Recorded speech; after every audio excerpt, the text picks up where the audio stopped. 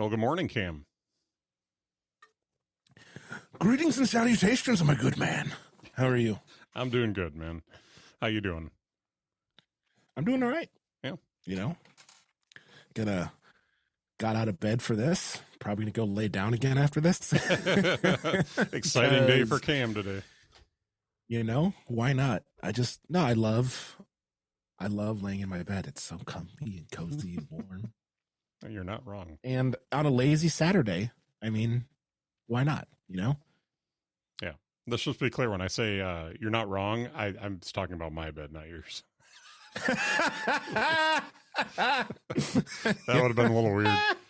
Oh, yeah. Your bed is real comfortable. Yikes. Anyway. For the record, we have never actually met in person. So correct. if Mitch has laid in my bed, it was without my knowledge and my presence.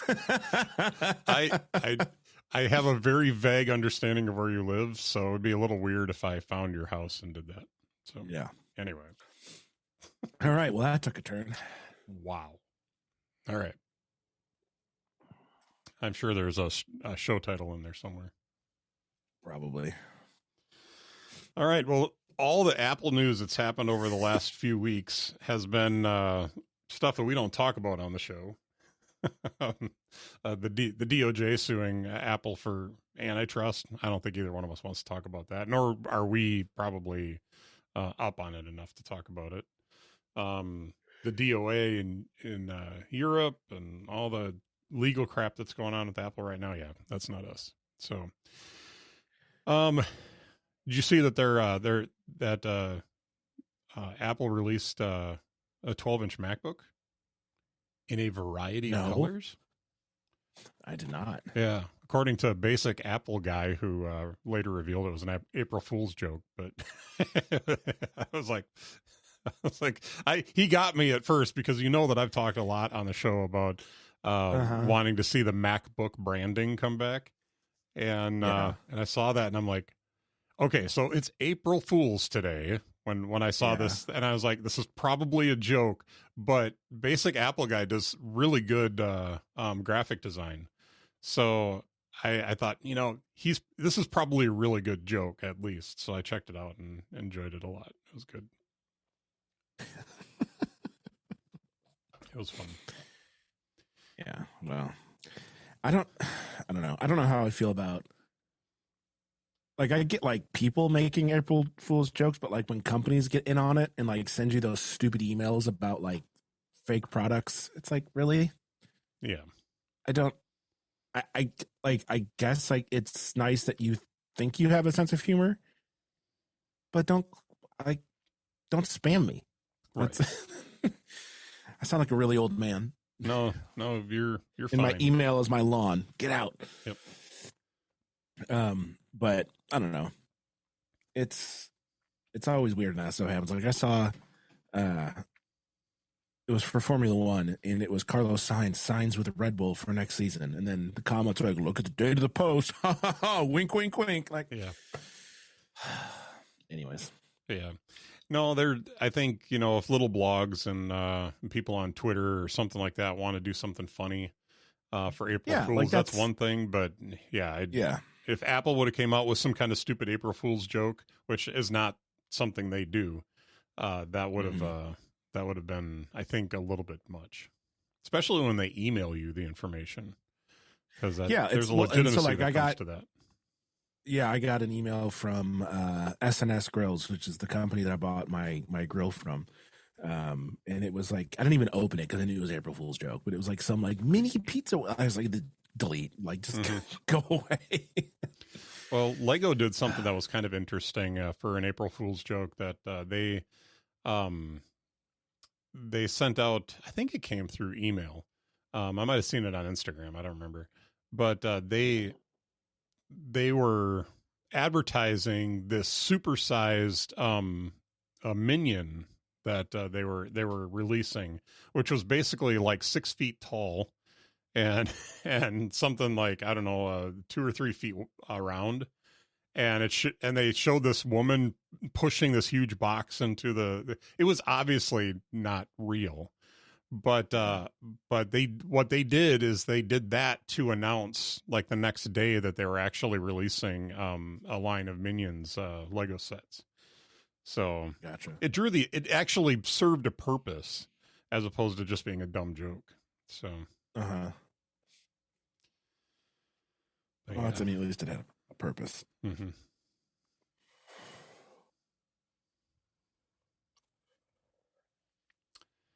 And anyway, I think we're both a little bit overtired today. Yeah. Time to go back to bed. Yeah. And I did not have any coffee this morning because I was planning on just going back to lay down.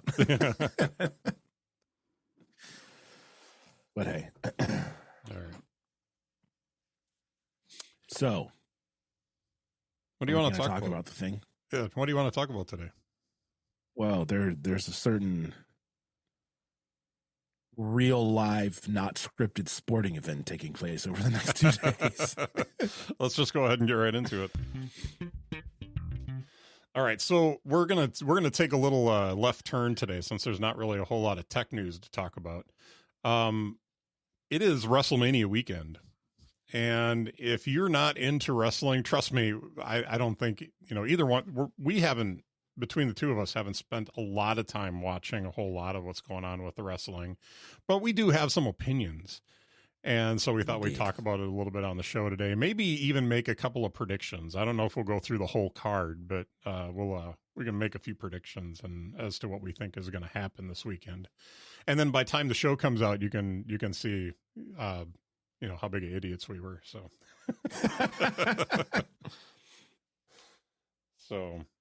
well, we were having just a brief conversation before we went live today about the naming of the championships, because it's getting ridiculous, Yes. So the first two, I'm looking at ESPN's list of matches for the WrestleMania this weekend, and of course it's over 2 nights. So they have some stuff tonight on Saturday night, and then they've got some matches for Sunday night. So they've done that the last few years. I think it's a nice, clever way of splitting it up, but it does end up being a lot of wrestling. I think as we record this, the NXT event is actually going on. I'm not exactly sure when it was supposed to start today, but I know it was like late this morning that the NXT event was supposed to be going on. So Stand and Deliver, I think it was. Stand and Deliver. Yeah. And then last night they had their big SmackDown right before WrestleMania, and then the Hall of Fame after that. So it's been a really loaded weekend already of stuff. And it's 10:20 on Saturday morning. And so tonight or this afternoon, I think the pre-show starts at like 4. Today 4 and Central, tomorrow. 5 Eastern. Yeah. And it's a 2-hour pre-show. No, thank you. Yeah, right. Not here for that. So, I mean, but it's still, probably both nights are probably going to run like 6 to, 10 or 11. So you think about anywhere from 8 to 10 hours of wrestling over the course of the 2 nights. Now, it's not solid wrestling. That could be a positive or a negative, but I'm sure I think Lil Wayne's supposed to be there debuting a new song or something like that. There was a allusion to that, I think, on Raw this last week. But there's always surprise people that show up and do like promos or do something silly with R-Truth or whatever. There's always they have the in between segments. Would they be called the interstitial segments? Yes. There's the recaps, but then there's also like the backstage stuff, and then people in the ring talking, and concerts, and they introduce the Hall of Fame class, and so there's all sorts of non-wrestling stuff that goes on these big shows as well. Yeah. Especially Mania. But it should be a lot of fun. I will tell you, and I think this is kind of funny. The first thing I thought of is, okay, what am I going to do all night while I'm watching wrestling? It's like, because I know that's about how much attention I'm going to give it. There'll be a few things like normally. So I have been watching Raw and SmackDown for a few months, but most of it gets fast forwarded through. A lot of the matches just don't intrigue me anymore. Um, I'll kind of get a feel for what's going to be on the show for that night. Some of the promo segments have been really good over the last few weeks that I've enjoyed. Even a little bit of the wrestling has been okay. Like last night, I thought the last match with was it Jimmy or no, it was Jay and Solo. That was decent, and I thought it finished interesting leading into WrestleMania. So it was that was worth watching. But there was a whole probably hour and a half of last night's show that I just fast forwarded through because it was not interesting to me. I caught the end of the Andre the Giant Battle Royal, but just enough to see who won, which was underwhelming. But I told my wife when the Friday night SmackDown before WrestleMania is typically going to be everybody that's not on the card for the next night, or on the card for the weekend, with a few exceptions. So you notice they didn't wrestle a lot. They wrestled a little bit. Yeah. They did a little bit and then turned it into a promo for the weekend. And so it was interesting, but still, like, the guys didn't really like beat each other up a lot. There was one spot that I'm concerned. What's the dude's name? You see Akira Tozawa? Yeah, Akira Tozawa almost died. Oh my gosh! I'm pretty sure that who was it that was on the floor? It was Otis was on the floor, and Ivar threw two men the size of hippopotamuses, and then Akira Tozawa, who's like 5'9" and like maybe $160, gets chucked, and he just threw him over Otis's head. Otis just totally whiffed on the catch. Yeah, no, Otis was supposed to catch him for sure, and he just went right over the top into the guardrail and onto the floor. In the floor, and the way that like he just ragdolled the whole thing. Thank God, because if he had tried to save himself, he might have actually hurt himself. Right. He put full trust in those two dudes, and they botched it bad. Yeah, and it looked nasty. And the reaction of the two refs too is what really even made it worse. Was they immediately they were on the ground next to him, checking on him, like literally within a second of him hitting the floor. That's how bad it was. Yeah, like that's their reaction. That's like when you're on the plane and the hostesses look concerned. Yeah. That's how you know something's not right. That was like the same feeling I got was, oh man, that was not good. Yeah, hopefully he's okay. He got up and walked away from it, didn't he? Because I didn't see anything afterwards. He looked fine. It was one of those where it was like, holy cow, that could have been. Yeah. Because he landed like on his shoulder and neck. Mm-hmm. And so it's just like anytime a guy lands anywhere remotely near his head and not is just.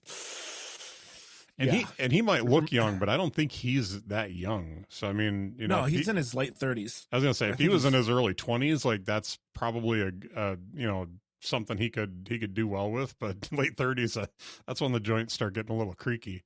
So yeah, that was a rough spot. It's no fun. But anyway. So looking at the card, the first thing that we saw were the two women's championship matches.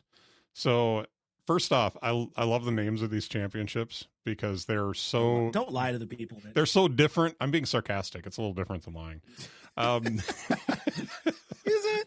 That might be a show title. But the WWE Women's Championship, which is held by Io Sky, she'll be fighting Bayley for that. And the Women's World Championship, because the Women's World Championship and the WWE Women's Championship sound completely different. Right? Good gravy. I actually hope that the Rhea Ripley Becky Lynch match is going to be good. It will be. I don't know.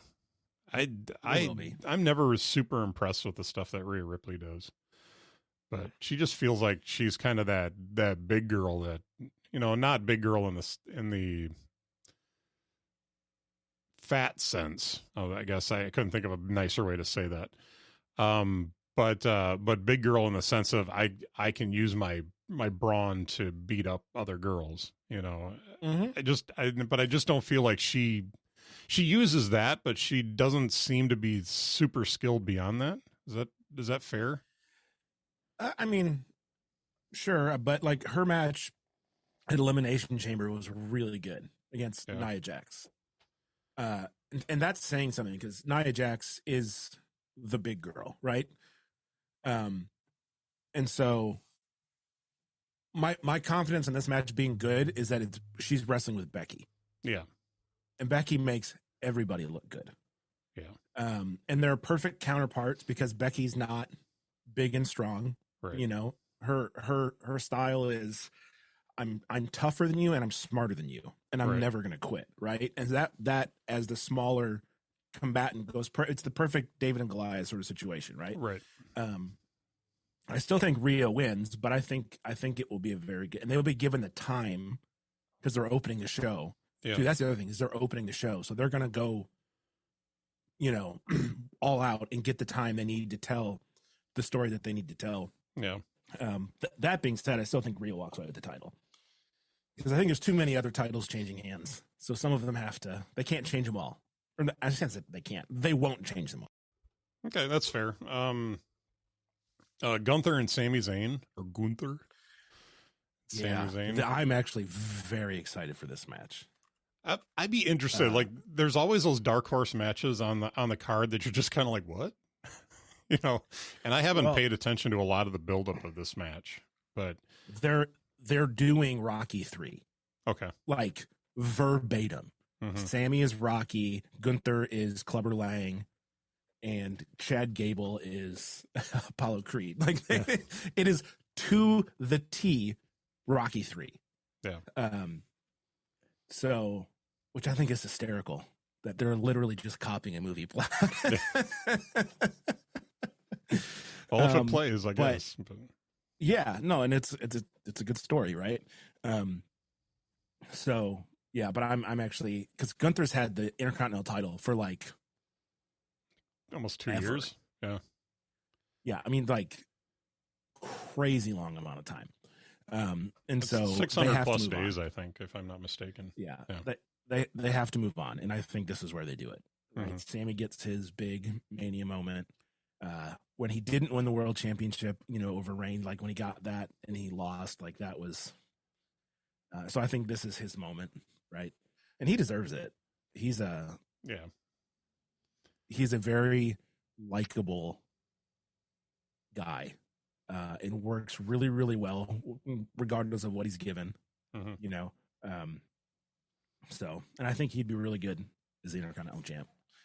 And give lots of good matches with lots of different types of people, you know, mm-hmm. And it'd be nice to move on from just like, because we've got Gunther with the Intercontinental title and Roman with, you know, the undisputed Universal, whatever, blah, blah, blah, that one's called. Yeah. So we've got these two unbeatable, you know, gods essentially. Mm-hmm. And if we move to Sammy with the Intercontinental and hopefully Cody with the undisputed title, those are much more like relatable, everyman sort of guys that clawed their way to the top and are going to take on all comers, you know, and so it totally flips the script for what they can do in the men's division with those two titles. If you have guys like Sammy and Cody with, you know, the big belts, and obviously there's the World Heavyweight Championship that Seth has, but we'll talk about that when we get to that match. But I'll tell you one of my biggest concerns about the scenario you just laid out is I really like it. I think it'd be a lot of great opportunity. My fear is that historically the WWE isn't good about doing stuff like that. You know, and hopefully with some of the management changes and leadership changes that they've had, maybe they're going to be pivoting away from the way they used to do a lot of stuff. But they would tease like, oh, you're going to get what you want. And then they're like, oh, wait, we pulled it out from under you because we don't want the brand to be predictable, you know? Mm-hmm. And so I'm really hoping you're right, but I'm really hoping that, you know, with Triple H doing a lot of the creative and being involved in a lot of that stuff, that things are changing and we'll see some cool stuff like that. I think it's okay to be a little bit predictable once in a while. Yeah, and I say that all of that saying Gunther could easily retain. Like mm-hmm. they could just be teasing us with the Rocky 3 stuff and then go, oh no, he's still gonna lose. Yeah. Right? Like they can do. I don't think they're gonna do that, particularly with this one. just because I don't think they have. How else do they end this historic reign? Right? Mm-hmm. Does he just relinquish the belt and move on to the next thing because no one can beat him?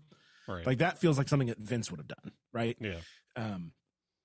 Which makes no sense. Why would someone willingly give up a championship? Right. Ever. Just go fight the world heavyweight champion while you still have your Intercontinental belt. Like, yeah.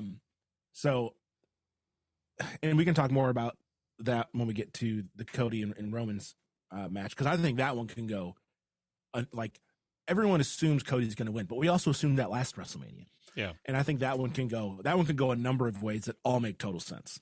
But we can get to that when we get to that match. But yeah, I also think that, so like you got Rhea versus Becky and then Gunther versus Sami. It's like it's the two David versus Goliath matches right to start the show. Mm-hmm. And I think we get two very different endings to that similar storyline. Mm-hmm. Is my hope, at least. Yep. But we'll see. Now the United States Championship match is listed here next. I don't think that these are in any particular order, but okay. But the United States Championship match, yeah. Logan Paul, Randy Orton, Kevin Owens. Yes. Would it be a little weird if, or be really cool if Kevin Owens and Sami Zayn both are holding a belt after the end of the weekend?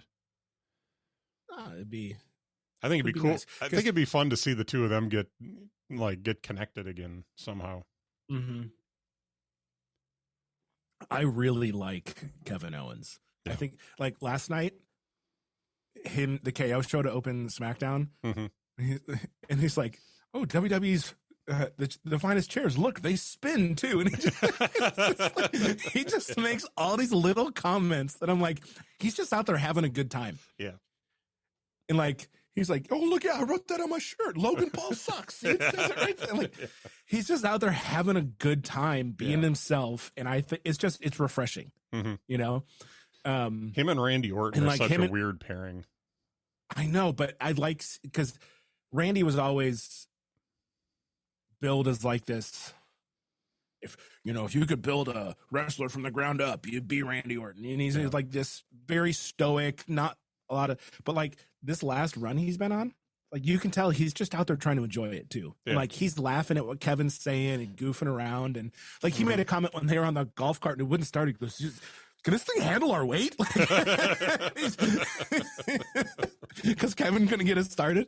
So I like seeing these guys showing their personality, and like they're out there having fun together. Yeah. And I like, that's a fresh, I like seeing that. Like, because most of the time, like comedy in wrestling has always been over the top, like Hornswoggle and some of R-Truth stuff. And it's just like, okay. But like when you just see two dudes just being friends and laughing at and making, like that to me is so much more relatable. Yeah. You know?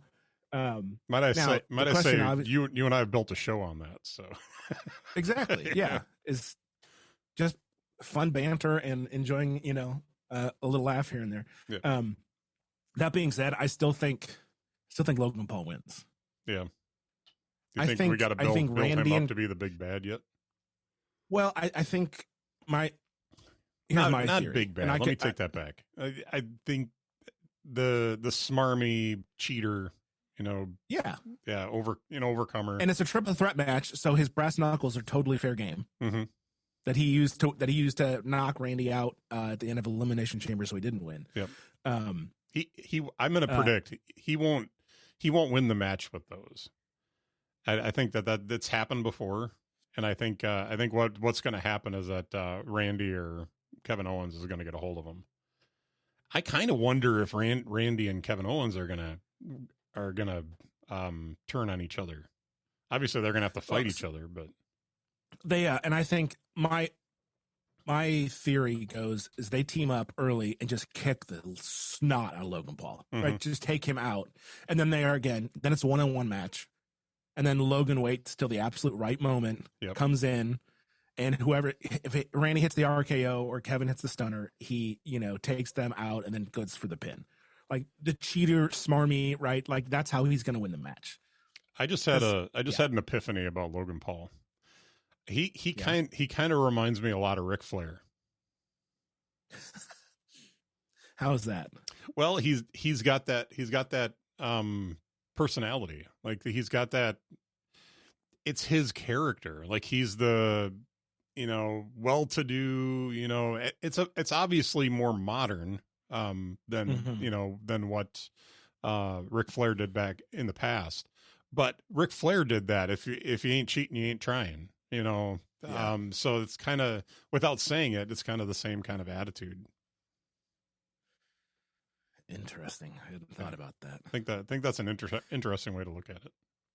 Yeah, and I just think keeping a belt on him allows more heat to grow, right? Yeah. He can be the heel that shows up when he wants to, and they don't need to change. They don't, like, he can carry that belt for a while, mm-hmm. And I think it also protects, like, we all know Kevin and Randy are going to have to fight, and they know that they're going to have to fight. Like, he even alluded to it. He goes, yeah. That's Sunday. Let's talk about how much we hate Logan Paul tonight and enjoy hating this guy. And then we'll get to Sunday when we get to Sunday, Right. And so I think it would be really cool for them, like I said, to just destroy Logan Paul and then realize they're not going to let the other one pin him. So now you and I have to fight until one of us can pin the other. And it'd be like more of a gentleman sort of thing.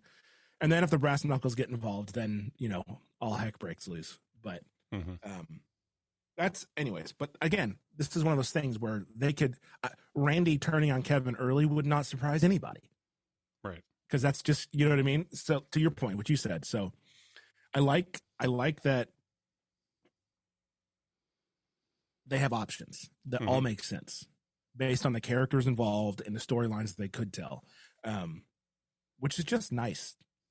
Because for a lot of times, it was really easy to predict who was going to win what at the major shows. Yeah. And I like that they've given themselves options that would make sense either way. So yeah, they might not know exactly how this is going to play out yet. So I know sometimes it's game day decision, which is crazy to me. Yeah. But no, I've heard stories of, we didn't know until we got to the was it Gorilla backstage, and we got there and they're like, you're putting them over, and then they walked out, and that's how they played out the match. Like, they knew all their spots and they knew what they were going to do, but they didn't know who was getting put over that night. So, well, Cody said in an interview this weekend that he didn't realize he was losing at last year's WrestleMania until Roman speared him. And that's when he knew it was over. I was like, how do you go into the main event and not know who's winning? Yeah. Like, as the performer, that's crazy to me. Right. And like, did the ref tell him to stay down? Like, I don't know. Yeah, I don't, and we're not insiders, so we don't know if that's true or if Cody's just building up the mystique of what happened. Yeah, you don't know how much of it's kayfabe. Exactly. Yeah. So, anyways. All right, next one on the list here is a 6-pack ladder match for the undisputed WWE Tag Team Championships. Talk about a long title. Yeah. So, the Judgment Day is putting their titles on the line against DIY, the New Day, Miz and Truth, or the what is it, the Awesome Truth? Yes. Grayson and Waller and Austin Theory, and the New Catch Republic. A-Town Down Under, which is a great tag team name. Is that what they're going by? A-Town Down Under? Yeah, because Austin Theory is from Atlanta. They always say A-Town Down, right? Yeah. And Grayson Waller's from Australia, so A-Town Down Under. So that's a... I usually hate it when they like, oh my gosh, like RK Bro or like this Jericho. It's like, oh my God, they're just terrible. But this one's actually kind of funny. Yeah. And then the New Catch Republic, which is Pete Dunne and Tyler Bate. Yeah. That's a lot of dudes. Yeah, that's a lot of chaos. That's 6 teams. Yeah, so it's 12 guys. Yep. So that's a lot going on, and it is a ladder match. Those matches, I think, actually are a lot of fun. I think the last one that I would say was kind of was the return of the Hardy Boys. And I think it was just gosh, that pop they got at that Mania was chaos. Oh, dude, I was at home going, what the woo? Yeah. You know, like I was excited. But they got a pop in my house. But but I'm gonna have trouble finding a title for this week. But got too many to choose from. But I thought that match after that was kind of lackluster. And I think part of it was because I don't think anybody knew what to do with the Hardys. No, because no one knew. None of they didn't know they were going to be in there. Knew, they were hidden in a trailer that no one knew, and so like the other teams in the match didn't know who the mystery tag team was. They had no idea, which again feels crazy to me. Right. And I get that they're professionals and they communicate, and but still, like, geez, it's the Hardy Boys. You want to do some Hardy Boys spots, right? Yeah. How pissed are you going to be if you're the team that thinks you're getting over that night, and then the Hardy Boys are and they come down and because they played it really well in that WrestleMania, because they literally had matches the night before on the Indies in town. And there was lots of rumors and stuff like that. But then they played it when they came out and said mystery team. And of course, the New Day is standing on the stage. Yeah, they went nuts. Xavier Woods was jumping up and down. But anyway, you got a pick for this match. So I saw some rumors that they might actually split the titles in this match. And I don't know how they would do that. Okay. Unless think they should. They have the different sets hanging separately. Yeah, maybe that's what they do. That would be super. That would be super entertaining. Right? Yeah. And you've got 6 teams fighting for two championships, and the first team that wins is out of the match, but then you're still fighting for the other belts, and then. So that was just a rumor. I don't know if they're going to do that. I don't think anyone does. But it would be an interesting way to finally split those titles back up. Oh, I think honestly, now that you've said that, I hope with everything in me that's what they do, because I think that would be a really cool way to do the match. Like you're hanging them off center, just away from each other, and the first team to climb up a ladder in the right position gets to take one of the belts. Now, if they do that I suppose the one team would have to leave the match, but would it be crazy if Judgment Day went up and got one belt, and then they immediately, or maybe both the guys were up the ladders, and they each grabbed the different belts, and then they've got to go into Monday night with we were going to split these up, and then they both ended up getting each of the belts. You know what I'm saying? Mm-hmm. Yeah. I think that would be a really dumb finish to the match, but it doesn't sound like something they wouldn't do either. Yeah. So anyway, I guess the question would be is if they are going to split it, who are the teams that are going to get it?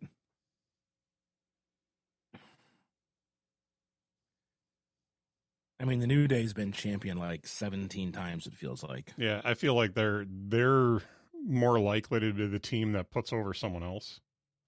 Yeah. I'd like New Catch Republic would be fun. I think that would be fun, but I still think that they haven't. I don't know that they've earned that yet. They haven't been together that long. I suppose they could put the belts on them and have if they really want to push that team forward. I think the thing to look at here is who are the teams that are going to last, who are the teams that are going to stay together and continue. Because like the Awesome Truth, I don't see them putting the belts on them. Those are a couple of older guys that are probably going to put the younger guys over. I think that's their role in this match. I think there's definitely a chance that the Judgment Day walks away with at least one of the belts. Yeah. I'd like to see DIY. Yeah. For nostalgia reasons, that would be nice. Just because like their run in NXT was so good, mm-hmm. and then their eventual breakup and feud, like they just, gosh, they were so good. They're like the one team that made you want to cry, you know, when you know that really brought so much emotion into their matches, and they were a team that I believed, you know. It was I enjoyed their run in NXT, and it was heartbreaking when they split up, but then they had some of the best matches after that with each other. It was those two guys deserve some time. I don't have a whole lot of hope that the WWE would play that right on the main roster, but it was a good run in NXT. But Triple H really likes those guys. Yeah. The reason they even are on the main roster is because of him. Yeah. You know, they were never guys that Vince was going to get behind because they're small, right? And but you see a lot more of that in the WWE now, so it's good. Yeah. All right, I don't know that we can really pick one or two teams out of this that I feel really confident in. I could see maybe them do something with Waller and Theory, just to be annoying, to play the heel a little bit. Well, imagine they get the belts and then they were with Logan Paul, so they're all holding gold and just absolute putzes. Yeah. How awesome, or just basking in all of the booze and, you know, telling people how stupid they are and we're better and we're better looking and we have more money and just the worst. Yeah, that could be a lot of fun, but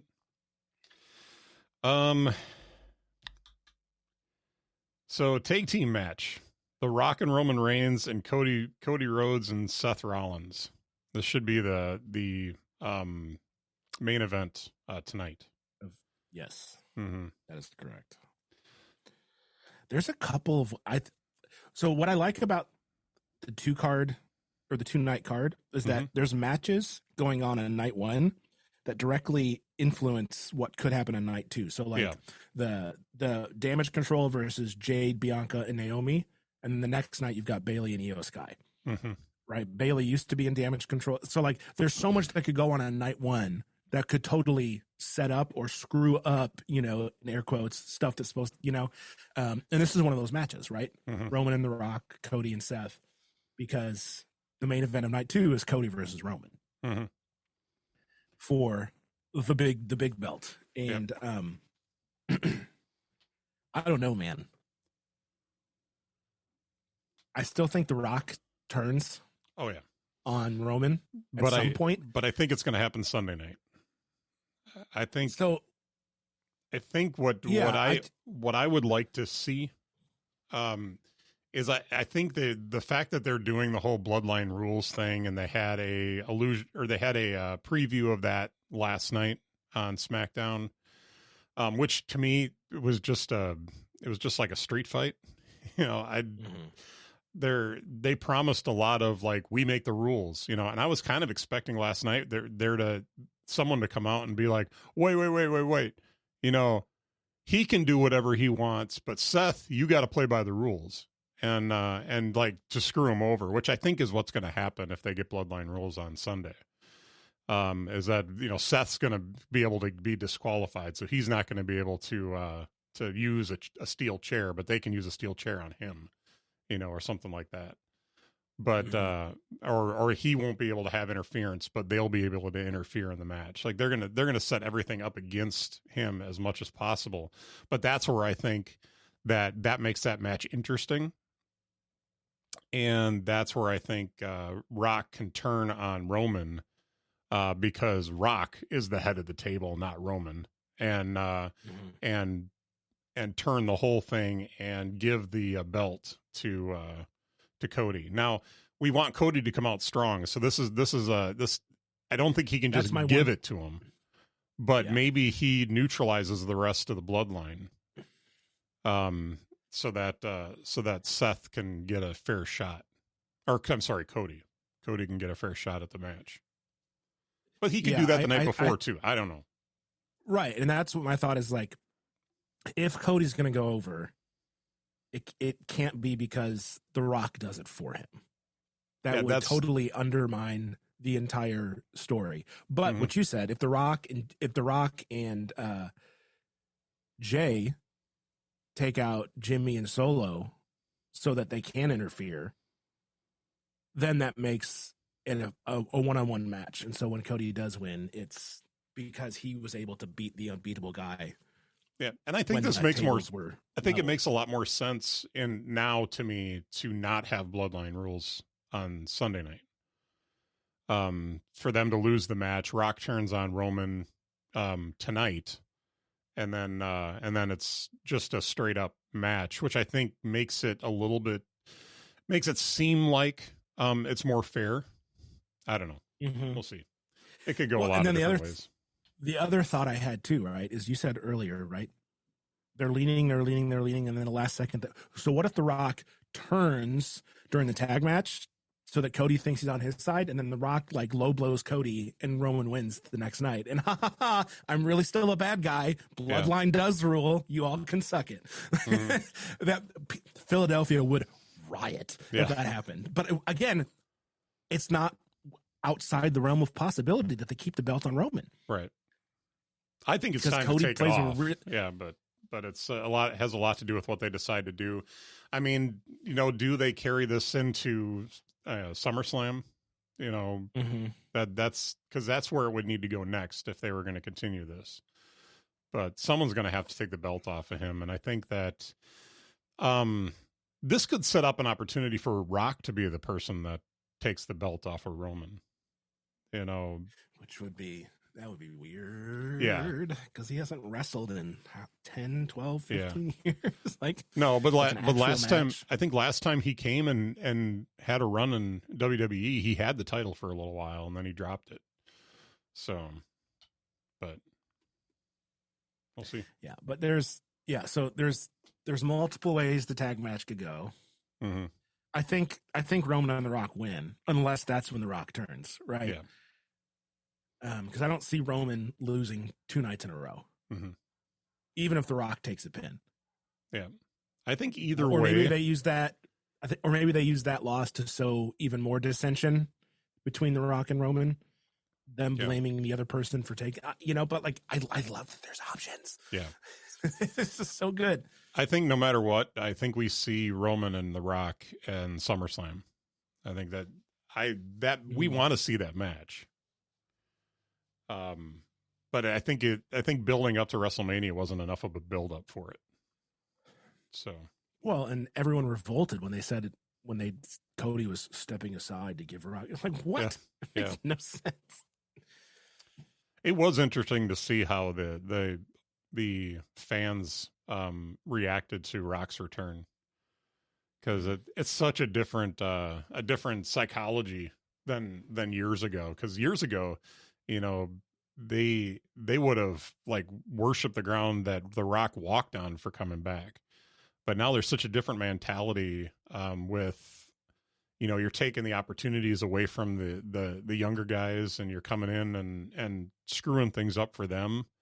Because they've even worked that into some of the storylines. And so I think it's interesting to see how that's changed over the years. So. Mm-hmm. Yeah, agreed. Oh, what's next? Let's talk about Seth Rollins and Drew McIntyre. How about a match that seems completely meaningless? I mean, how do you really feel? Drew's really trying, but it just even his promos are just weak. Trying to make this whole big thing out of this match and everything, and Seth doesn't even care. Oh yeah, I'll take care of you on Sunday night. I got other things going on. That's I think one of the unless somehow they work that angle into Sunday night.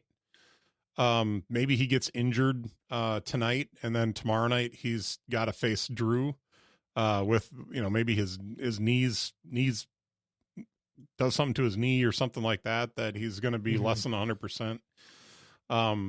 And then he overcomes and beats Drew, or something like that, or maybe Drew takes the belt off him. I don't know. I don't see the belt changing hands in that match. But because they so like this feels like such an afterthought. Well, I mean, it kind of is, because it was supposed to be CM Punk, but he got hurt in the Rumble, so they had to pivot really quickly. And the way they're trying to make this interesting is have CM Punk on commentary. Yeah. So I don't know how that works, but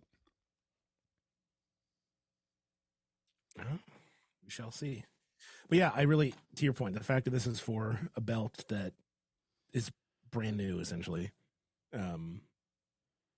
because they haven't separated the WWE Championship and the Universal title. Yeah. Well, essentially they did. It's supposedly supposed to be the same belt, that it was before, but they've removed the heavyweight from the name of the belt. Because the official name of the belt right now is the undisputed WWE Universal Championship. So it used to be the WWE Heavyweight Universal Championship. Well, that was Paul Heyman saying that. Because he had the WWE Championship, the black and gold one, and then he had the Universal Championship, which was red originally, and now it's blue because he's on SmackDown, like whatever. But I mean, Seth is the World Heavyweight Championship, right? Yeah. So basically what they did is they went back to a WWE Championship and a Heavyweight Championship. They just didn't acknowledge it that way. So... Just waiting for them to bring back like the WCW Championship and the ECW Championship and the Cruiserweight Championship and the European Championship and the 24/7, the hardcore. Like they're just so. Well, they had What happened to the 24/7 Championship? They got rid of it. Thank God. They had like a WCW had like a TV champ and a European champ and an Intercontinental champ and a World Heavyweight Championship. Yeah. So many titles. So let me ask you, what is your favorite of all of the championship belts in the WWE? Just from looks.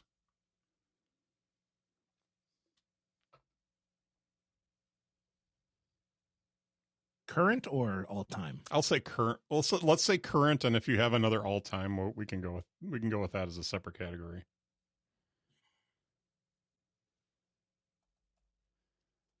I like the all-white women's belts, honestly, because they remind me a little bit of the old school Intercontinental Championship that like Razor Ramon and Shawn Michaels had. A little bit. Yeah. I think the blue Universal belt is dumb. I mean, because essentially the only belt, like, they've got the giant double W logo, right? Is like the main thing. And so for that reason, I think Seth's stands out the World Heavyweight Championship because it does look different. Yeah. But I don't think any of them are winning design awards at this point. So I'm trying to pull up an image here, and it's not. Yeah, it's so not current. Hey, is the NXT UK still a thing? No, that got shuttered a while ago. Okay. I think they've done some really cool stuff with the belts. Their belt was the NXT UK belt. The men's belt was awesome. Yeah. Yeah, that's why I thought I saw it in an image here online. The North American Championship, I think, is really, really hot. I think that's a cool belt. In the NXT North American? Mm-hmm. Yeah. Because it's old. It's a very like old school nostalgic vibe to it. Yeah, it's got that dark kind of maroon red. And then the centered disc is North America, and the colors just play off each other nice. Yeah, I'm not seeing a list of like showing current titles because some of these are not current championships. I kind of like what they did with the United States Championship a while back when Bobby was holding it and they redid it. Mm-hmm. Yeah, that one does look a little bit because it's got like the eagle, sort of like the eagle wings. Mm-hmm. It's got a little bit more of a relief to it too. Like it, it's. I thought it was a nice redesign. I think the Roman's belt, the Universal Championship belt, I think, is a really nice design. It's not so different from a design standpoint from the other belts, but just the fact they put the gold behind the logo on a black belt, I think it's a very classy look. I think easily the worst looking belt is the Intercontinental Championship belt. It's like when they redesigned that, I'm like, what? That was a really good looking belt, and then you screwed it up. Mm-hmm. No, I do like the white belts. I think that's a cool, very classy look. Mm-hmm. But, and I think that the heavyweight belt, the current heavyweight belt is a really, really nice nod to the old belt without it looking old and dated. It looks more modern and really nice. So, yeah, cool. All right. That was just a little aside, because now we're going to be getting away from the championship matches, because there's a handful of other matches in here. LA Knight and AJ Styles. Can I just say, LA Knight can do a promo.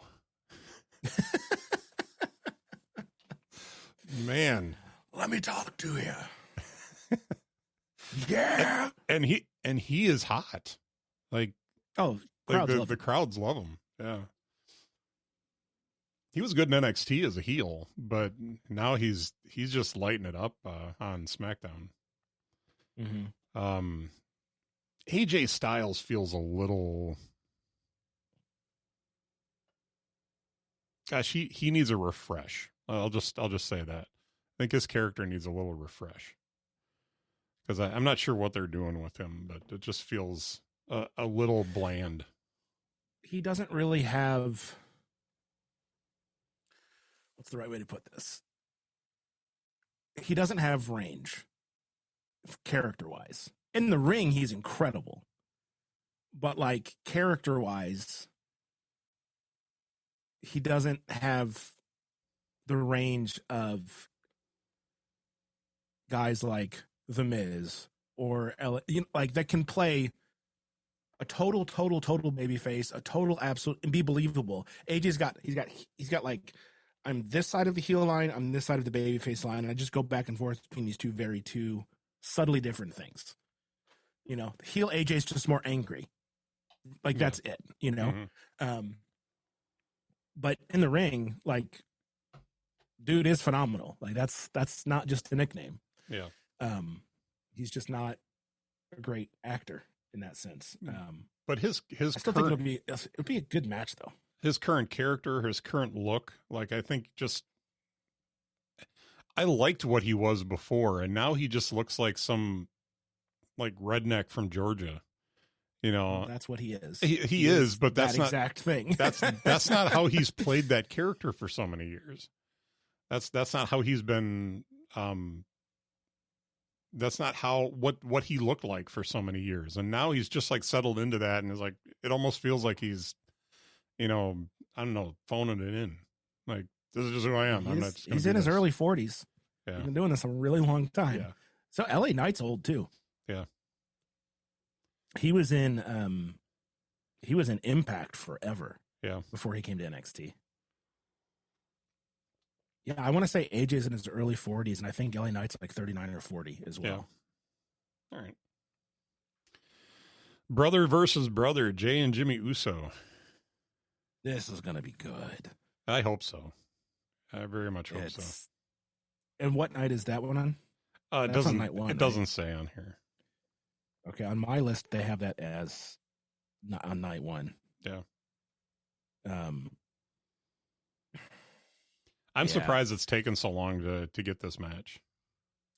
I'm glad they waited and gave them the opportunity to do it on Mania, though. Mm-hmm. Like, if this was on, like, Fast Lane or just one of the random lines, like this. It shows that the trust that they have that this is going to be a good match.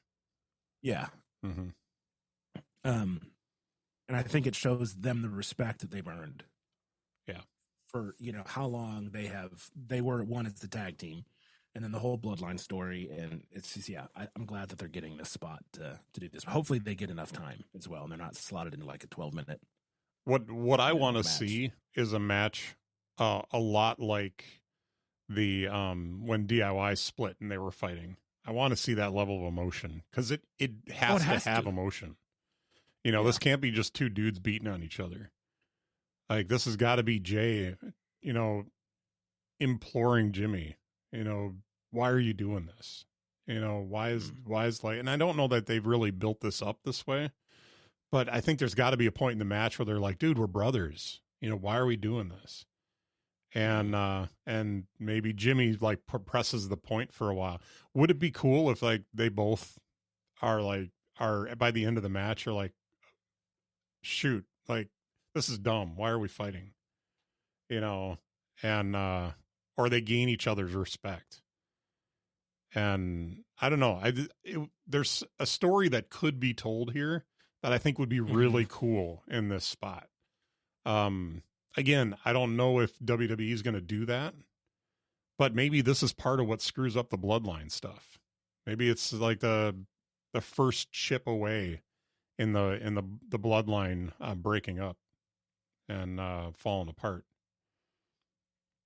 or turning face. Maybe. We'll see. It'll be interesting. And then we have a Philadelphia street fight. Oh boy. The Pride versus the Final Testament.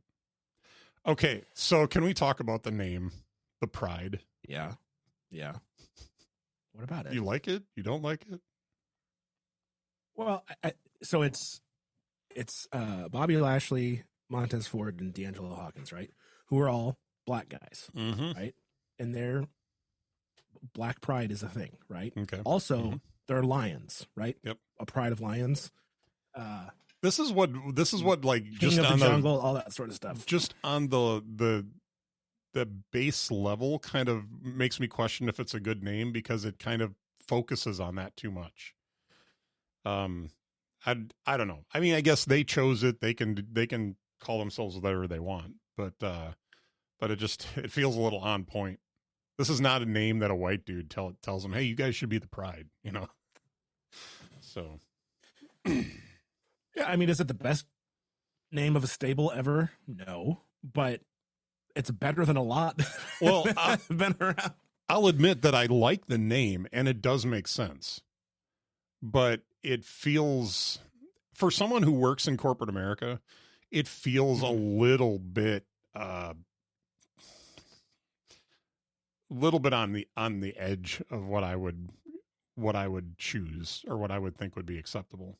And I could be wrong, you know, but again, if they agreed to it and they said, hey, you know, we'll be the Pride, it does certainly show their being black in a positive light, in a powerful and strong. You know, it certainly has that flow to it. It'd be different if it was a little bit more derisive, but yeah.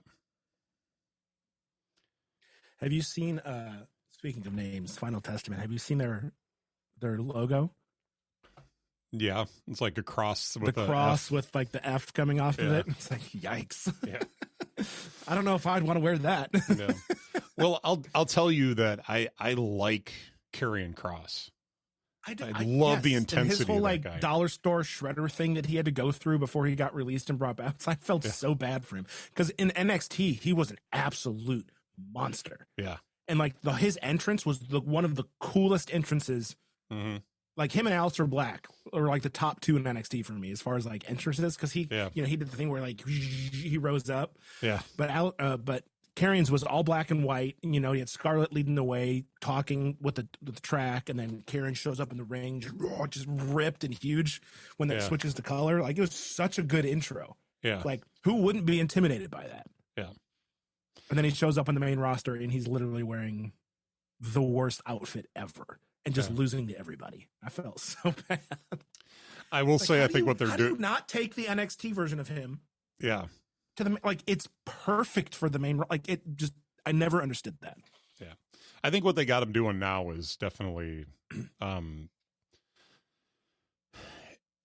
he looks like somebody who's going to come out there and run over you, rip your head off and enjoy it. Yeah. I mean, and then the fact that he's got AOP with him now too. Like, those are some large boys. These three guys, they don't have to say should destroy everybody. Yeah. And they don't have to say a word, which is great, which is why they had Paul Ellering to begin with. I don't know why he's around this time. Because Karrion can talk. Yeah.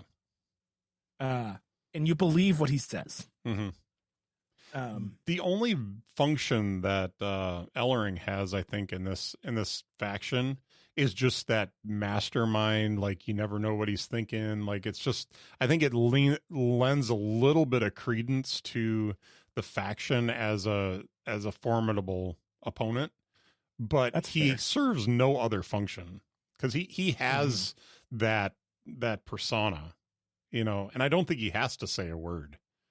You know, you just like, he's the mastermind behind the group. So, and I assume he's getting paid, so good for him. Yeah. You know, getting paid to stay in there and look ominous.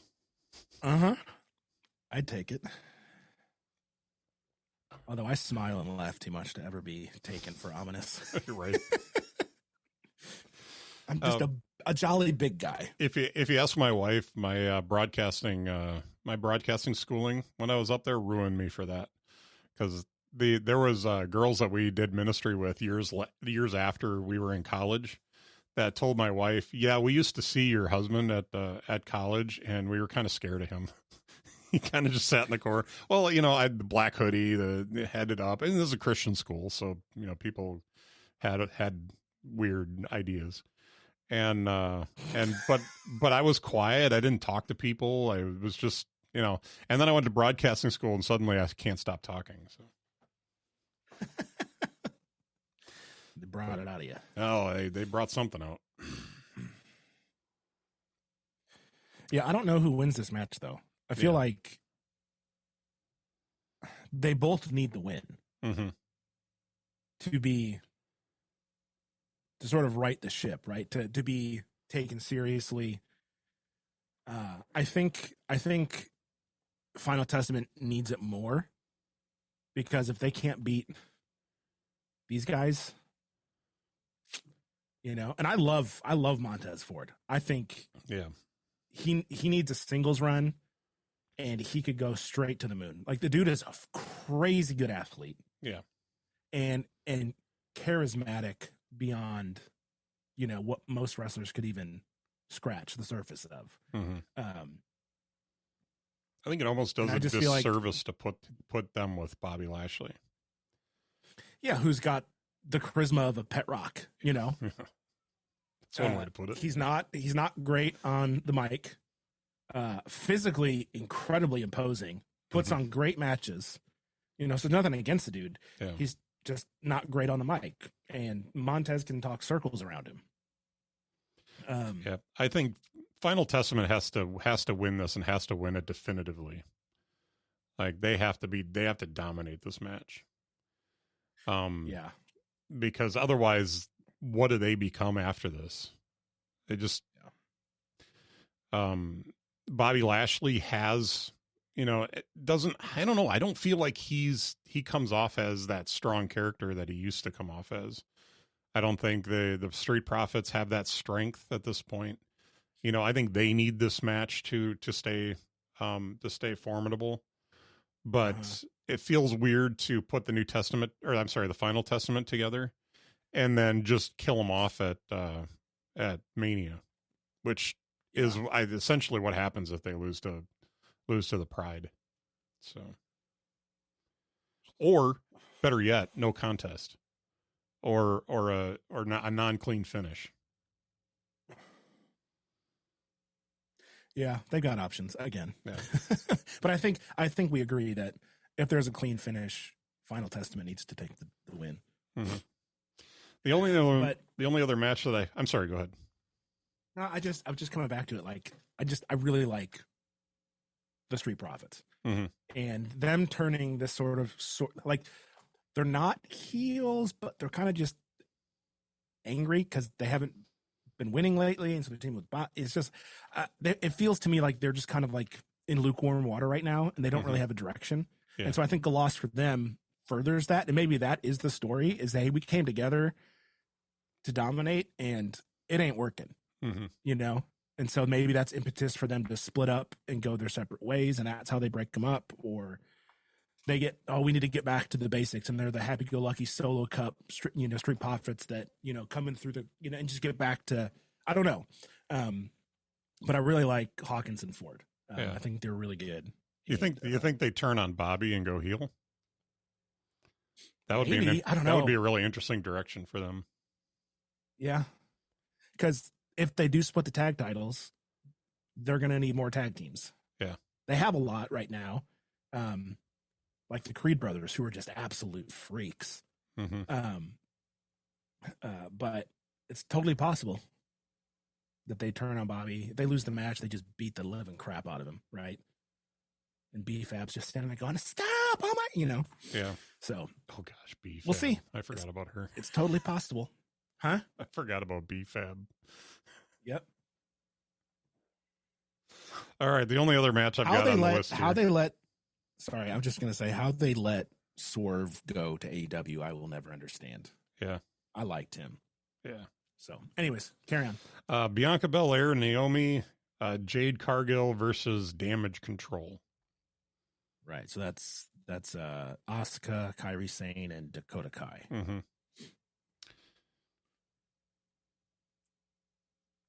Two words. Don't care. No, I'm thinking because the Asuka and Kairi Sane are the women's tag champs. And I think I think this match sets up Naomi and Bianca versus Kabuki Warriors for the titles at some point. And I think Jade Cargill makes the pin to win the match because they're setting her up to be, you know, the next, you know, the female version of the final boss, right? And putting her in a 6-woman tag allows her to shine, and then in the right moments while the other people can carry unless they're ready to let her go, because they've been protecting her so hard since they brought her in. Like she looked great at the Rumble, you know, but it was very specific spots, and so I don't know. That was my thoughts on it. I think she gets the W, but it sets up Bianca and Naomi versus Kabuki Warriors for the titles. What's Jade's history? Like, where did she come from, and why is she? She came from AEW. Big deal. Did she? She came from AEW. Okay. Yeah, and she had, if I remember correctly, she had like a, she was the women's champ for a while. It was just billed as, you know, undefeatable essentially, I think. But she doesn't have this is just what I've read, is that she just doesn't have the experience that a lot of the women in WWE's division do. Like she's still really fresh to wrestling, only like a couple years of experience. You know, we got people like Becky who've been doing it for 20, you know, essentially. And so the whole, everything that I've read about it is WWE, you know, she's the next big thing, but we need to train her and get her comfortable so that we can put her in big singles matches and she can carry, or at least, you know, keep up. Right. Cause like there's one of the biggest complaints about Nia Jax's first run is that she was dangerous and not a good wrestler. And that was pretty obvious to see. Yeah. And so her second run, her coming back this time, she's so much better than she was before in the ring, which is really cool to see that she left and got better, because she didn't go wrestle anywhere else. Like she didn't go to AEW or TNA or anything like that. She was just done. And so, yeah. So anyways, that's Jade comes from AEW and was a really big deal over there. But apparently she's been at the Performance Center since she signed, and she's just been training, getting in. So I don't know. Maybe this is her official coming out party, and she just wrecks house, you know? Yeah. Well, that makes sense. We'll see what happens. Cool. But it's not like her teammates are slouches, because Bianca can go. Mm-hmm. And Naomi's obviously been around forever. So I'm somebody who has a lot of opinions about aesthetics. Mm-hmm. I hate Naomi's hair. Do you not feel the glow? I hate that hair. Whatever they're doing, I think there's a couple other girls that are doing stuff like that too, and it's like, why? It's terrible. But all right. It's not for you, Mitch. Not for me. No. And that's okay. Anyway. Mitch is not feeling the glow, folks. I don't know. Yeah, I'm not sure I felt the glow before. So. It's fun. I like it, you know? It's all right. Because it really does feel like, again, like I was talking about with Kevin and Randy, it just feels like that's what her vibe. She's just fun, you know, bubbly, over the top sort of kind of person. And if that's her, great. It doesn't have to be for everybody, you know? Yeah. All right. But it gets the crowd pumped up. Yep. Well, that's all the matches that I've got listed here. So unless you've got something else. We didn't actually talk about, I guess we did talk about Roman and Cody, but like, what's your final thought on who walks out undisputed champ? I think there's a better than 50% chance that Cody walks out with the belt. I feel like they've built this up way too much to just leave the belt on Roman.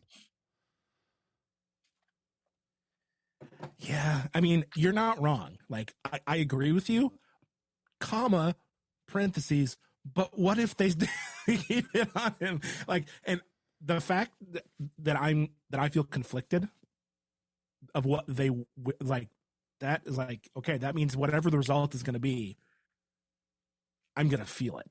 Mm-hmm. You know what I mean? If Cody wins, I'm like, I'll be excited. Yeah, the good guy won. Roman, you know, whatever. But if Roman wins, I'm just going to be like, what? You want to? Yeah. You know, and that's knowing that, because they're not going to do a double count out where they're both laying on the, you know what I mean? Like, there's going to be a finish. Mm-hmm. And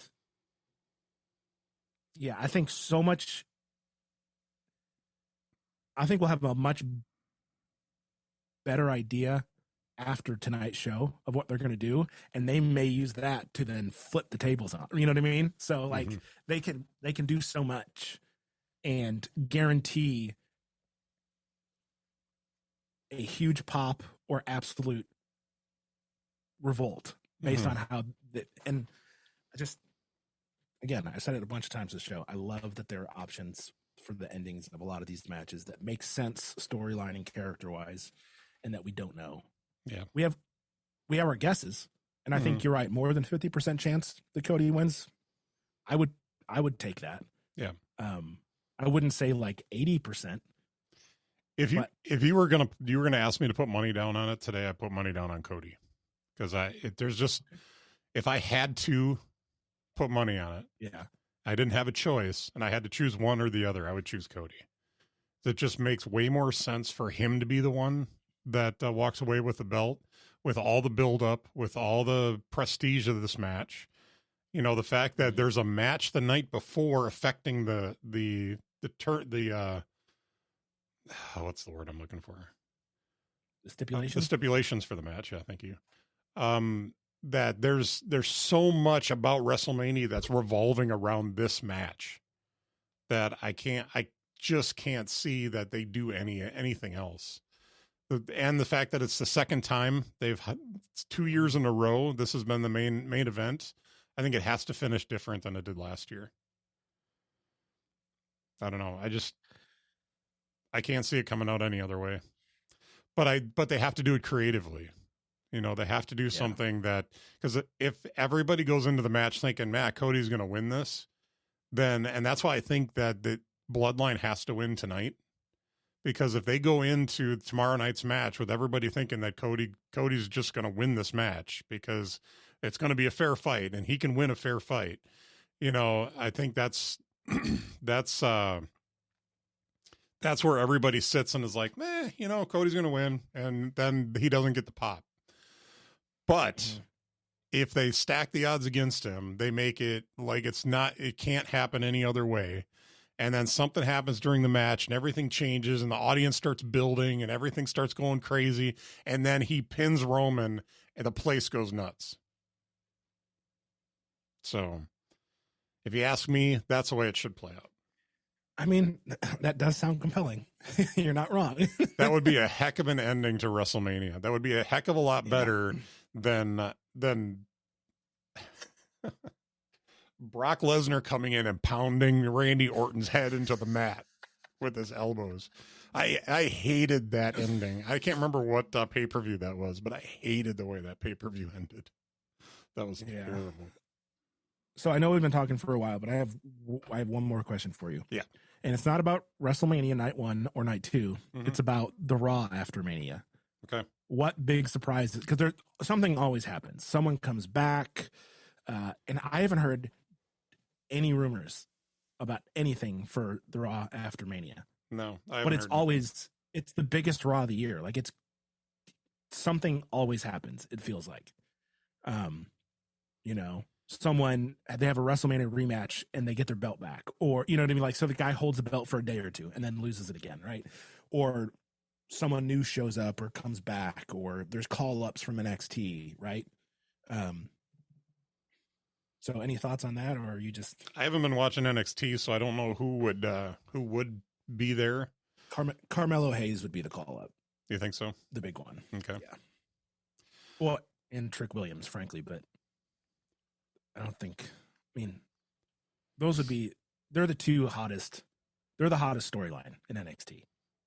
They've been keeping Braun Breaker under the radar for a while. Yeah. Well, he's tag champs with Baron Corbin in NXT, which I think is hysterical. Yeah. It's like the perfect odd couple. But Breaker would be the other big call up. But he's been on Raw a couple times, hasn't he? I think he's actually signed with one of them.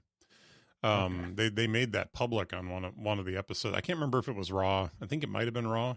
Dude, but I think that would be a good freak athlete. That would be a good place for him to start pushing. Now, if he's got a match if they've got a title match today on Stand and Deliver. Yeah, Stand and Deliver. And they drop the titles, I think that's an easy he's gonna be coming out this next week. And it would be kind of interesting if they walked him into Raw. I can't remember if he signed with Raw or SmackDown, so forgive me. But if he walked into Raw on Monday night and took a belt off of somebody, and that was his introduction into Raw, because I think they're going to push the crap out of this guy. Yeah, yeah. Well, Kevin Owens, he showed up as NXT champ, I think, and I think he took the U.S. belt right away, or so. Mm-hmm. I can't remember the details, but he came in like a firestorm. Yeah. What if Kevin Owens shows up Monday night with the U.S. champ belt, and Braun Breaker comes in and takes it off of Breaker? Yeah, I still think Logan Paul retains somehow. Yeah, we'll see. Cheating, of course. That'd be a heck of a rivalry, though, if you had Braun Breaker and I wish they'd change his name. That's a stupid name, but Braun Breaker and Logan Paul have a run with the two of them. Might be fun. You just see Braun Breaker just destroy Logan Paul. Yeah. So one of my favorite things so he's obviously Rick Steiner's kid, right? Mm-hmm. So, and then Scott Steiner was the other Steiner brother, and Big Papa Pump and Big Bad Booty Daddy and all that sort of stuff. There was one time when he went off the deep end, though. He was wearing that chainmail headgear, bleached his hair. Like, dude, what happened? Too many hits in the head. That's what happened. Seriously, and too many steroids. That guy had muscles in places where they shouldn't be. But there was when Breaker was first getting introduced, Johnny Gargano was down in NXT, He called him Big Bad Booty Nephew, and then the crowd started chanting it. And Breaker actually he broke. He like started laughing and had to like he wasn't expecting it, obviously. It just made him laugh on TV. That's hilarious. Like, oh my God, I can't believe you called me that. And the crowd started chanting Booty Nephew. It was so good. And one of the other reasons I love Johnny Gargano. Just, anyways. Yeah, he's good. Enough wrestle talk. All right, we need to move on here to what's delighting us this week. So, you ready? Sure. I have my finger poised over the button. All right, what's delighting you today, Cam? Oh, that's a good question.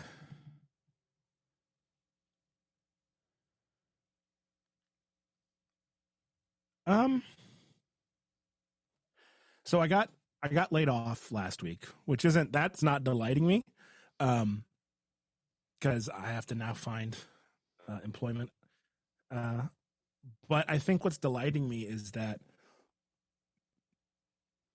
I've been really calm throughout the process. I don't feel worried. Like I obviously need to do my part in searching and applying, and interviewing and all that sort of stuff. But like, I just kind of felt a peace about the whole thing. And I'm chalking that up to the Holy Spirit. And my hope. So like, I'm the type of person that like, if I'm comfortable, I won't move. I won't change anything. I won't like seek. Mm-hmm. I'll just enjoy. And that's how I was with this job. It was easy. I liked the people I worked with. And I made enough money to support my daughter and, have a couple nice things. And so I'm hoping that this was God just saying like, time to move on. Like if you're not gonna, I will move you because no you doubt. have clearly hunkered down here. Mm-hmm. Yeah. And so that's what I'm hoping is the case, is that this is God saying, all right, I have something else for you. Let's go find it. And I think that's where a lot of my calm comes from, is just trusting, like God's still good. And, I'm gonna find something, and I'm hoping that it's going to be better for me. Yeah. In regards to, my sanity. Yeah. I've definitely been in positions before that I could be in that position forever, and it's not a good place for me to be. It's not where God is pushing me, not where God wants me.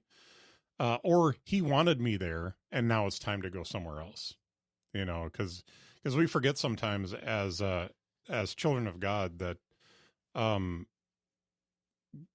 God wants us where we are as mission fields, and sometimes when that mission field dries up, it's time to move to a new mission field.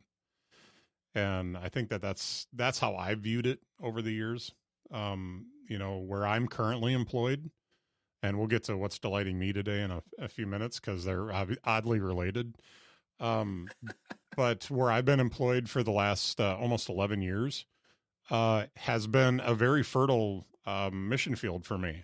Whether it's just being there to comfort people, being there to share the gospel with people, being there to get people to question what they're thinking, what they believe. It's been a really good thing. And obviously when you work in corporate America, there are certain restrictions that are put on you. You can't, like, it's not super easy to just go in there and preach the gospel to people. You need to have different tactics, so to speak. Have you met Jesus? Yeah. But, and especially when we believe things that are so counterculture, to our current culture. And so you gotta always be so careful about how you approach talking to people about stuff. But as much as being laid off can suck, and I think that there's always a grief period. I've been straight fired from jobs, because I stayed there too long, and things happened that it was just time to go. But the last time I was fired was from the radio station in town here, and I needed that kick out the door. because I would have never left that radio station. And literally within a year or two, I was making way more money than I would ever be making at the radio station. And I needed to. And so God had a plan. And my mission field there was not, I couldn't talk about it on the air a whole lot. So it was whoever was in the building with me. And there just wasn't that many people in the building. And quite honestly, I wasn't in a position to be able to minister into a lot of their lives anyway. So moving me on to eventually where I'm working currently, there was a couple jobs interstitially that I did for a short period of time, but eventually ending up where I'm at now. I developed and just an amazing mission field, and was able to talk to a lot of people and see a lot of good things come from that. Now, did I see a lot of people come to Christ through this? Not really, but being able to know that I put my stamp on the people that I did work with, and a lot of people heard a lot of stuff, so they were able to be pushed in that right direction. So, but when it's time to go, it's time to go. And he's just, one thing my pastor always says is God doesn't do anything by mistake. It's always intentional. It's always, he has a plan. So yeah. Yep. So we'll see what shakes out of this. All right. But yeah. So how about you, sir? The ending creates a hope for a new beginning. And I know that sounds super cheesy, but it's, there's so much truth to it that you now are in a situation where you have options, you have possibilities, you have like really good things to come out of this. So, yep. So anyway, we're going to go. What's delighting me is, I got a new job. So the company that I've been, the way, Mitch. Yep, the company that I've been working for, and it's funny because you told me that off the air before I told you this. So we're kind of playing it out the same way we had the conversation earlier. But for me, like April 19th will be my 11th anniversary with the retail outlet that I work with currently. And I'm still being coy about where I work. Maybe in the future I'll reveal that, but I don't want to get fired before I get a chance to quit. So, I've had the opportunity to move on to do car sales, which some people have looked at me and said, what? But, I have a history of doing sales. I've done commission sales before. I enjoy doing it, and I am super bored where I'm at right now. And it's not the company's fault. It's a great company, but I don't have any movement that I really want to or could do at this point. That would be an improvement from where I'm at. And I don't have any real challenges that I could take on that are going to be ones that I would want to take on. And so it's time to move on and do something new. And finally, after applying for jobs here and there for the last few years, God is ready to move me on. So it's good, and I've only felt like super positive when I've been down at the dealership, talking to management, talking to managers that I will be working directly under, talking to the general manager, even talking to some of the salespeople that are there. I walked in the other day and this girl was like, "Hey, how's it going? Is there anything I can help you out with?" And I was like, "Oh, I'm just dropping off some paperwork." And she's like, "Oh, great. That's awesome."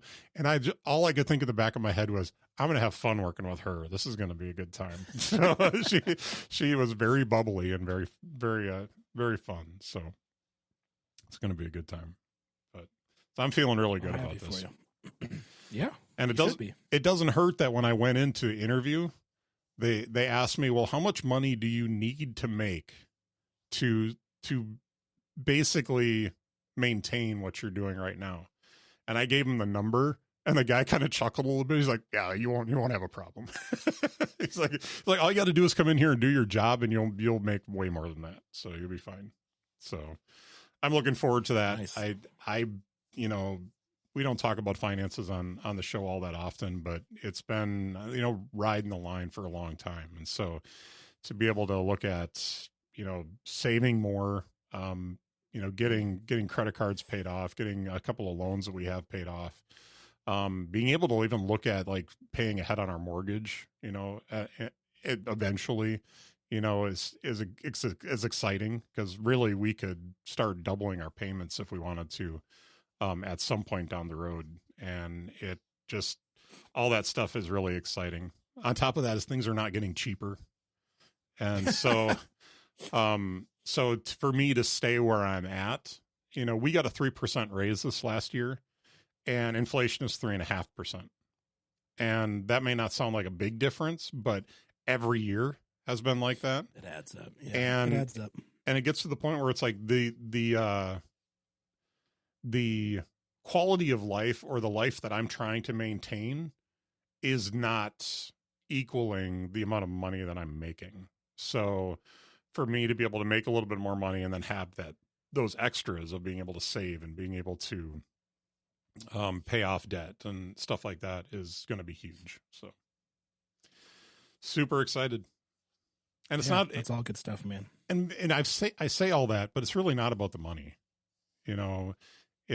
As long as I could maintain a decent cost of living here, that is not, I'm not concerned about getting rich or anything like that at all.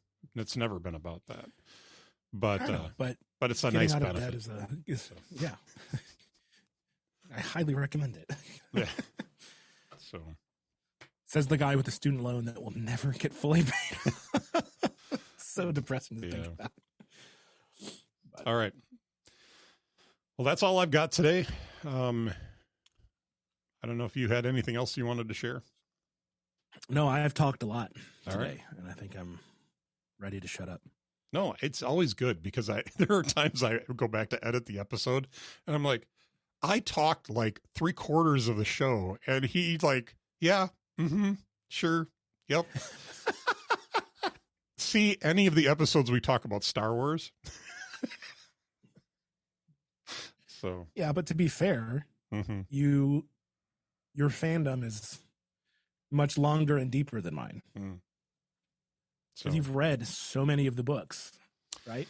And all the shows. Yep. So it's been good. So that makes sense. My wife and I have about half of season 7 of the Clone Wars left to watch, which is arguably the best of the Clone Wars. So I'm excited about finishing that out, and then we'll decide where we're going to go from there. We might take a little bit of divergence into the Tales of the Jedi that they released here a couple of years ago. They're releasing a new series in, I want to say in May. It's going to be prior to the Acolyte coming out. That's Tales of the Empire. So it's is that an animated one? Animated series, yep. And it's just a handful of episodes. They usually do like a 3 or 4 episode story arc for like 2 of those, 2 like 3 or 4 episode story arcs. And I think if I remember correctly, Tales of the Jedi, they dropped all the episodes at once. I don't think they didn't run them over weeks. But there's some interesting story in that if you haven't watched it yet. Count Dooku turning to the dark side is one of those storylines. I never liked him. No, but this silly angled lightsaber. And what was the other storyline in the Ahsoka being taken to be trained as a Jedi, so you learn a little bit more of her backstory. So, but now I don't know exactly what the storyline is going to be for Tales of the Empire, but there is some stuff about Barriss Offee, who, if you've watched the Clone Wars, you'll know who she is, and her becoming an Inquisitor. I thought those were in Harry Potter. Well, they might have Inquisitors too, but this is a different kind of Inquisitor. And then much bigger wand. And then I'm not 100% sure what the other storyline was in those, but they should be interesting when they release those. So I want to say they might be releasing those for May the 4th, but I'm not 100% sure on that. That would make sense. Mm-hmm. At any rate, if there's anything else that you guys, all the listeners, would like to know about the two of us, you can check out our websites. Just start at innerdialogue.show to check out our back catalog and all the great stuff we have there. We also have a feedback link if you want to send us an email to ask a question or make a comment about the show. We'd love to hear from you. You can check out my stuff at mitchcraig.online. And Cam, where can people find you? CamBrennan.com. Perfect. All right, sir. It's been fun. And I'm sure you'll hear from me tonight and tomorrow night as we're watching WrestleMania. So be good times. All right, man. Take her easy. See ya. Later.